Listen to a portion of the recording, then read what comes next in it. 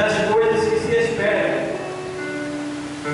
e a prova das coisas que se não veem. Vou repetir.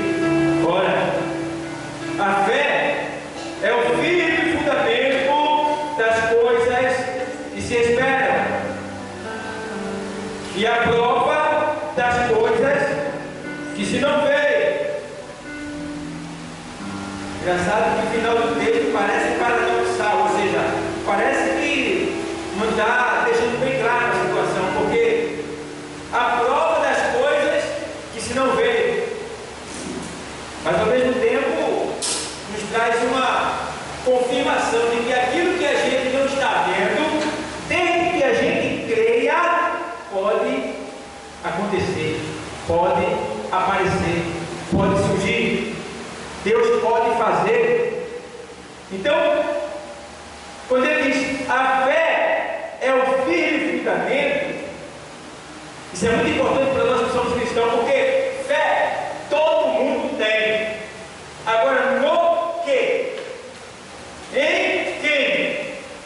A gente precisa levar em consideração esse ponto. Às vezes ele está pregando e diz, eu tenho muita fé. Tudo bem. Se tem muita fé, tá certo. Mas a fé não é só um sentimento. Eu sinto fé. Não. A fé, ela é comprovada pelas minhas ações, pelas minhas obras. Então eu preciso provar que eu tenho fé pelas minhas obras. O servo do Senhor, chamado Tiago, carta do apóstolo Tiago, ele diz, olha, o Tiago ele tem tanta fé, ele crê tanto que ele estremece. E o Tiago ele tem tanta fé, ele acredita tanto que ele obedece muito mais do que muitos seres humanos. Para mim, está brincando? E eu já vi isso mesmo, já vi pessoas que em nome de Jesus, elas viraram as costas.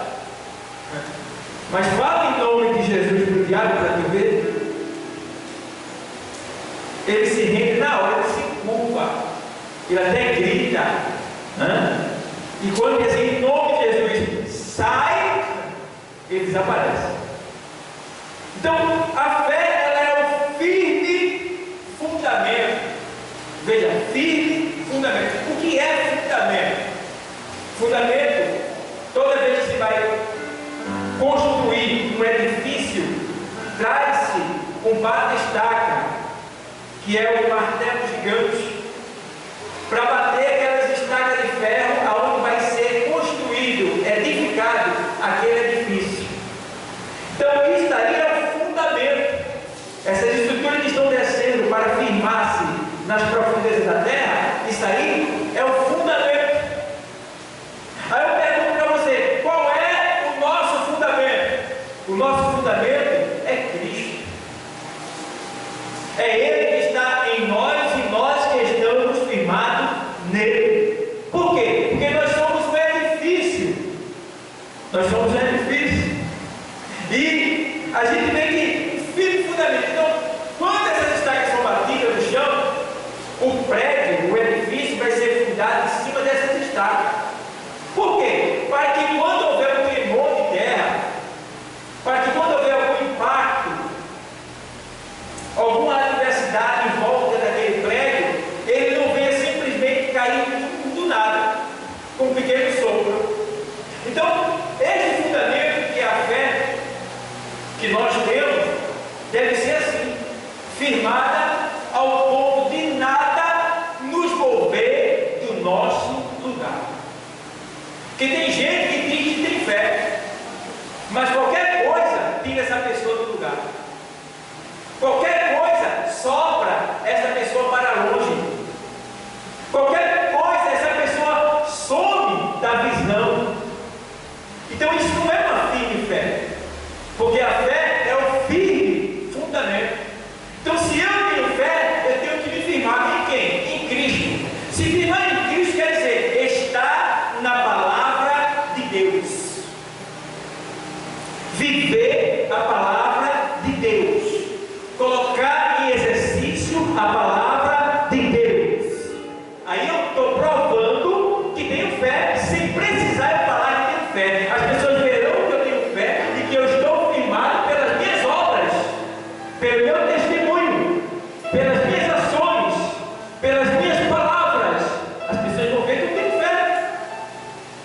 Então,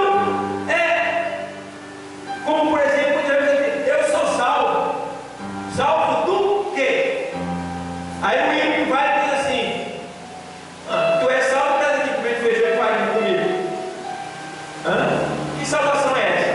Mas ele não entende. É uma salvação da escravidão do pecado. Nós somos salvos parcialmente.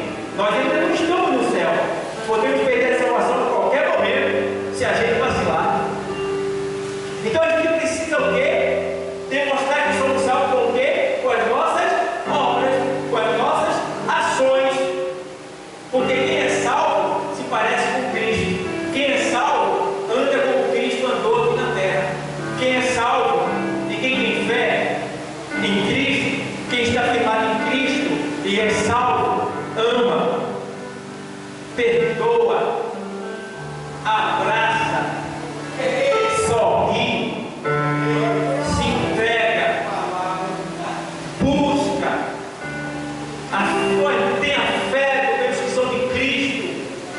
Precisamos, irmãos, demonstrar não só com palavras, mas com ação, com obra, com um sorriso, com um abraço, com um aperto de mão. Precisamos mostrar a nossa fé, porque era isso que Cristo fazia, e nós somos imitadores de Cristo. Paulo chegou um momento e disse assim para a igreja lá, ele diz lá para a igreja: olha, sede meus imitadores, como eu sou de Cristo. Paulo está dizendo: olha, vocês não viram Cristo, não conhecem Ele fisicamente falando, só de ouvir falar, mas eu o conheço. Então faz o seguinte: já que você me conhece, eu conheço, imite a mim, porque eu estou imitando a Ele. E quando ele escreve a Timóteo, ele diz: olha, ele diz: olha, sofre, pois, comigo. No capítulo 2 da segunda carta de Timóteo, vamos lá só para a gente ir concluindo essa palavra, na carta de Timóteo, aqui no capítulo 2. Tu, pois, meu filho, segunda carta, tu, pois, meu filho, fortifica-te na fé que há em Cristo Jesus.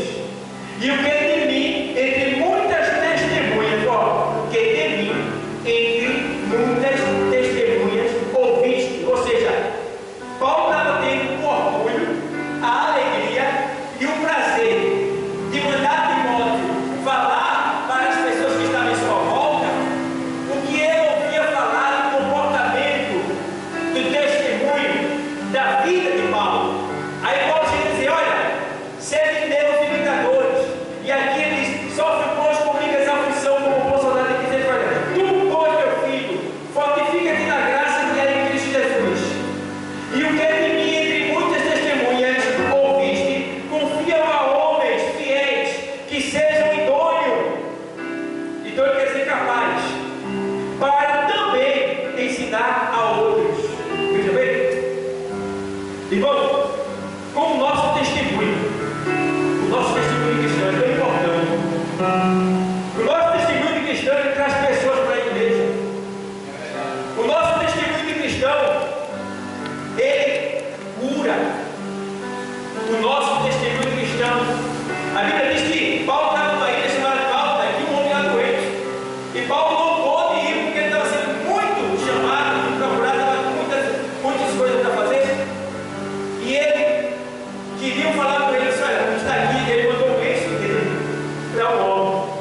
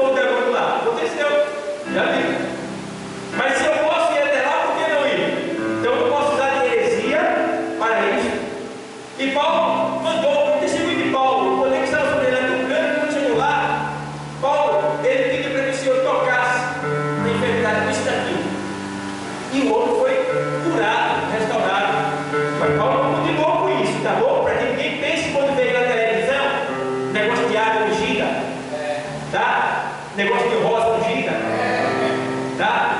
Negócio de guardanapo, essas coisas aí, eles pegam um texto, porque na Bíblia, para se formar uma doutrina, tem que se haver mais de 2 versículos que comprovam aquilo ali.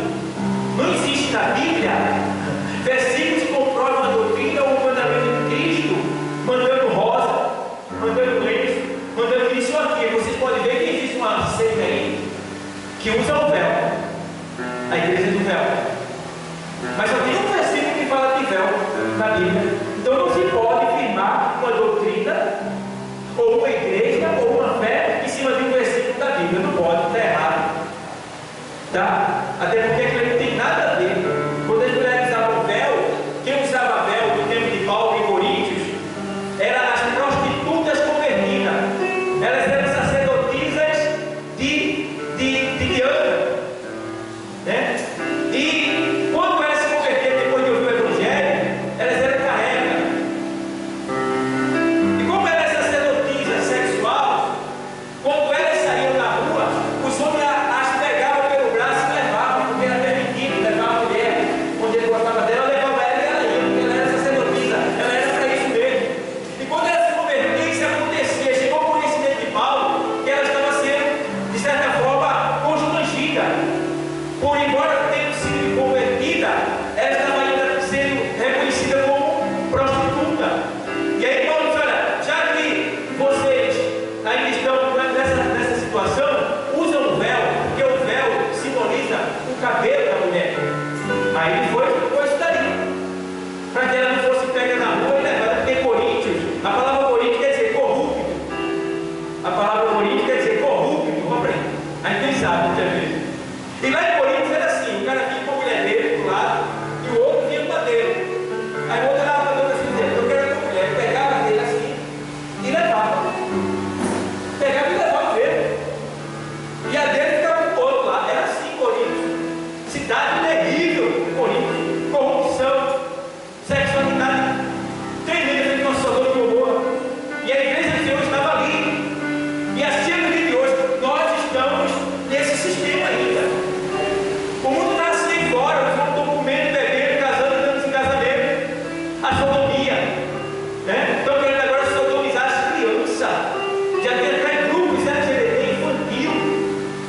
E aí a gente vai ficar quieto, temos que proteger nossas crianças, investir nas nossas crianças, tá? Precisamos ter esse cuidado. Então, a fé é o firme fundamento das coisas que se não vê, e a prova das coisas daquilo que se não vê, aquilo que a gente espera. É na prova, quando se tem fé, isso tudo acontece. E o nosso testemunho precisa ser externo. Muitos cristãos só dão testemunho dentro da igreja. Eu sou crente aqui, lá fora é uma tristeza. Você tem que ser crente aqui, onde você estiver. Você tem que ser crente, com a sua roupa, com o seu sapato, no seu celular. Tem que ser crente na linguagem. E tem crente que ele diz que é cristão, mas tem uma língua miserável. Pense, fala de todo mundo, não guarda segredo de ninguém. Tem uma mulher que estava lá embaixo falando com ela, ela é crente. Ela disse: eu não sou sepulcro não, não guarda segredo não. Eu, tá bom, então não tem segredo aqui. Já que a senhora não guarda segredo, diga: olha, tem um segredo comigo, eu deixo comigo que Jesus está voltando. Pode dizer para todo mundo.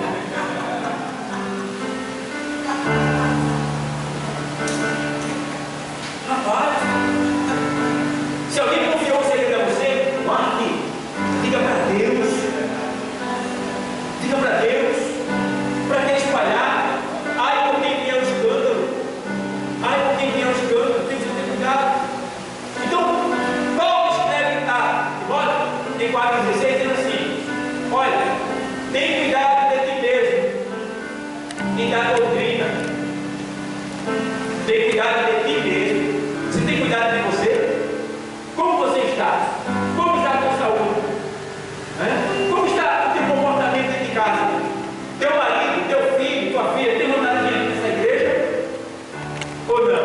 Oxe, eu vou na igreja de meu pai, da minha avó, nada. Oxe, deve ser tudo igual a ele, tudo igual a ela. E aí? Testemunho. Tem cuidado de ti mesmo e da doutrina, que é a palavra de Deus.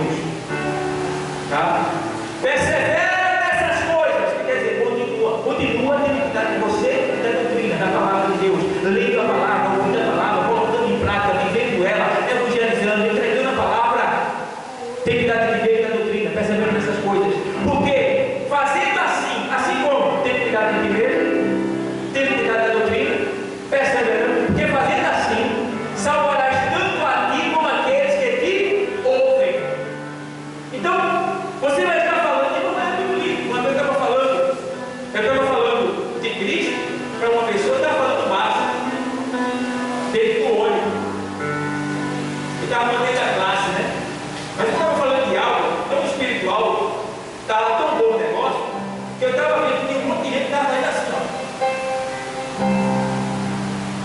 Que um monte de gente estava querendo se envolver na conversa, sabe? Ouvir o que eu estava falando, ouvir. Aí eu me soltei. Eu percebi que eu estava querendo ouvir, eu aumentei mais a voz. Aí deu para todo mundo escutar, porque fazendo assim como? Tendo cuidado da doutrina, perseverando, né? Ter medo, fazendo assim, pregando a palavra, se amarás tanto a ti como aqueles que te ouvem. Então, quando se dá uma palavra, as pessoas de imediato vão sentir o impacto de Deus na sua vida. Outra coisa, você vai estar blindado, porque a palavra de Deus ela é escudo e broquel na nossa vida. Então, se a gente usar a palavra de Deus, a gente vai ter mais segurança, vai ter mais livramento, vai ter mais bênção de Deus, vai ter mais alegria, vai ter mais paz, vai ter mais união. Muitas coisas vão fluir na nossa vida de maneira tal que a gente vai ser mais feliz no nosso interior. É muito bom, irmão. Você vem pessoas dizer, eu vou à tua igreja, me leve lá na tua igreja. É muito bom. Ei, irmão, eu sonhei com o Senhor. Olha, o Senhor aparece lá no celular me dando a palavra. Olha, irmão, é muita coisa que acontece quando você busca Deus e deseja a salvação das vidas perdidas. Isso é muito importante. Deus se agrada e Deus investe em você, porque Ele quer que o mundo seja salvo. Através de quem? Da sua igreja, não somos nós. Mas tem gente covarde. Então, voltando para o texto que eu li, o firme fundamento é você não se mover do lugar que você está. É você continuar de pé, dando testemunho, mostrando que você está ali em nome de Jesus. É não olhar para A e nem olhar para B. É seguir sentido no trilho da palavra de Deus. E aí sim, meu irmão, vai fluir a igreja é isso. Porque quando nós temos fé verdadeira, estamos firmados em Cristo, o meu prazer, eu vou tucaiar, irmão. O ímpio, quando ele quer destruir alguém, ele tucaia. Ele segue, ele observa, ele presta, ele faz tudo. Nós cristãos devemos vigiar. Quando você tem Cristo, tem fé, você diz assim, eu vou vigiar, eu vou esperar uma oportunidade, porque eu quero convidar o meu vizinho para levar para a minha igreja. Vamos lá, meu filho. Deus tem uma bênção para você lá, vamos lá. Traga ele aqui, e você vai ver se Deus vai abençoar ele. Traga ele aqui em nome de Jesus, Deus, vou levar ele lá, Deus, mas ele deve passar algo na vida dele. Deixa, para tu ver. Então, amado, vamos agir dessa maneira. Traga alguém para a igreja.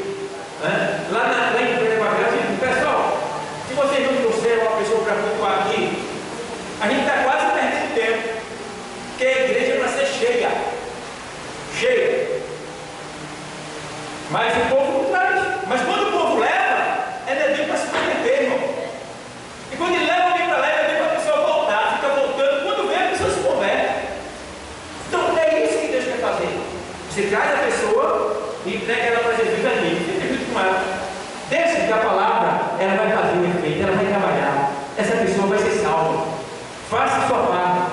Quantas pessoas você trouxe esse ano para a igreja sem ser evangélico? Quantas pessoas você trouxe? Não trouxe nenhuma. Quantas pessoas você evangelizou? Então, Deus está chegando. Jesus já está voltando. E o que você tem para apresentar a Ele? Já passou o tempo, já estamos muito poucos, que é a era da graça. Então, vamos agora se mover e mostrar que nós temos essa fé aqui, ó, que Paulo está dizendo. Vamos dar testemunho, porque é isso que Deus quer. Amém, igreja? Amém. Que Deus continue abençoando ricamente cada um. Estamos juntos. Eu preciso de você. E eu sei que você também precisa de mim. Porque nós somos o corpo da igreja. E o corpo é composto de órgãos e membros. E eu sou o que faz você andar. Quem sabe você é o que faz eu me mover. Nós somos membros, um do outro. E ambos formamos o corpo de Cristo. E Cristo é o cabeça dessa igreja. E nesta noite Ele está aqui. Sabe por quê? Jesus está